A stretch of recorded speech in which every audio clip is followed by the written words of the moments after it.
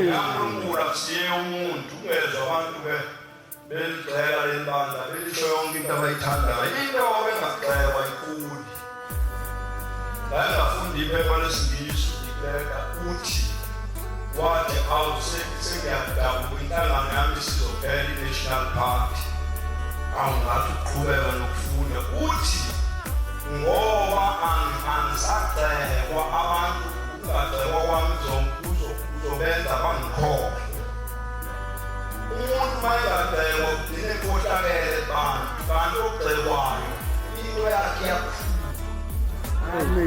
njengokuNazaretha uNazaretha ayikho into egxekwa njengawo emhlabeni umuntu wakhulume lento oyibonayo ukuthi leki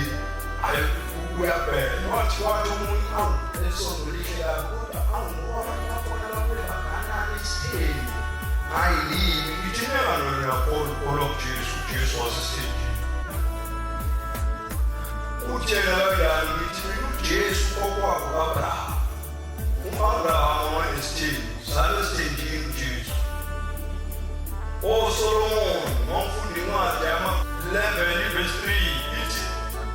uSolomon wayenabafazi abawu-700 amakhulu awu-7 nezancinzaka amashende zazu-300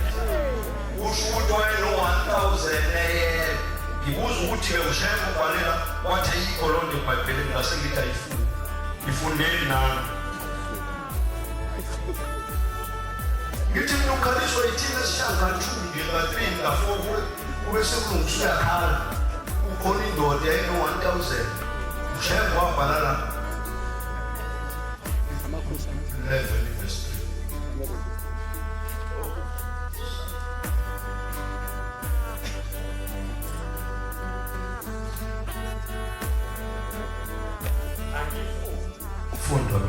angifunde njengoba eseyibizile amakhosi okuqala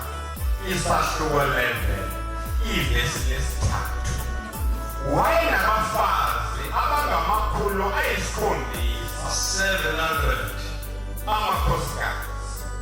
nezingcinzakazi ezingamakhulu 300